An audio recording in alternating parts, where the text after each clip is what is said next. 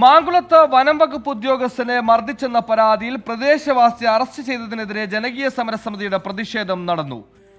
Tarun തങ്കപ്പനെയാണ് Munnar police arrest ചെയ്തത്. Police നടപടി റദ്ദ് ചെയ്യണമെന്ന് ഡീൻ കുര്യാക്കോസ് MP ആവശ്യപ്പെട്ടു. നാട്ടുകാരെ മർദ്ദിച്ച DFO ഉൾപ്പെടെയുള്ള വനം വകുപ്പ് ഉദ്യോഗസ്ഥരെ അറസ്റ്റ് ചെയ്യണമെന്നാണ് സമരസമിതിയുടെ ആവശ്യം. വിഷ്ണു സുരേഷ് എന്ന് വിഷ്ണു, ഈ ഒരു സംഘടനത്തിലേക്ക് കാര്യങ്ങൾ നീങ്ങാനുണ്ടായ ഇട എന്താണ്?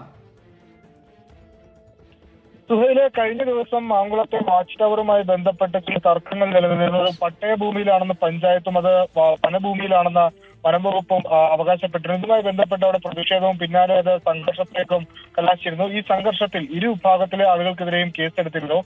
ഈ കേസിലാണ് നിലവിൽ മൂന്നാർ പോലീസ് DFOയെ മർദ്ദിച്ചു എന്ന് ചൂണ്ടിക്കാട്ടി പ്രദേശവാസിയെ അറസ്റ്റ് ചെയ്തു. എന്നാൽ ഇത് ഏകപക്ഷീയമായ നടപടിയാണെന്ന് പ്രദേശവാസികളും സമരസമിതിയും വ്യക്തമാക്കുന്നുണ്ട്. എന്തുകൊണ്ടാണ് പ്രദേശവാസികളെ മർദ്ദിച്ച DFOയും വനംവകുപ്പ് ഉദ്യോഗസ്ഥരെയും അറസ്റ്റ് ചെയ്യാതെ പ്രദേശവാസിയെ മാത്രം അറസ്റ്റ് ചെയ്തത് എന്നുള്ള ചോദ്യം അവർ ഉന്നയിക്കുന്നുണ്ട്. കഴിഞ്ഞ ദിവസം ഹർത്താൽ ഉൾപ്പെടെ അവിടെ നടന്നിരുന്നു. വരും ദിവസങ്ങളിലും പ്രതിഷേധം ശക്തമായി മുന്നോട്ട് കൊണ്ടുപോകാനാണ് തീരുമാനം. MLA ഉൾപ്പെടെയുള്ള ആളുകൾ DYSP ഓഫീസിൽ എത്തിയിട്ടുണ്ട്. അവര് ഈ അറസ്റ്റ് ചെയ്ത ആളെ വിട്ടയക്കണമെന്നുള്ളതാണ് അവരുടെ ആവശ്യം.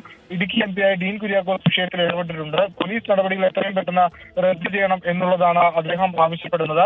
മാങ്കുളത്ത് വനം വകുപ്പ് ഉദ്യോഗസ്ഥരും നാട്ടുകാരും തമ്മിൽ ഒരു സംഘർഷ സാധ്യത അല്ലെങ്കിൽ ഒരു സംഘർഷത്തിലേക്കുള്ള വഴി ഇതിനോടകം തന്നെ തുറന്നിട്ടുണ്ട്. വരും ദിവസങ്ങളിൽ അതിന്റെ അലയൊലികൾ ഉണ്ടാകാനുള്ള സാധ്യതയാണ് നിലവിൽ കാണുന്നത്.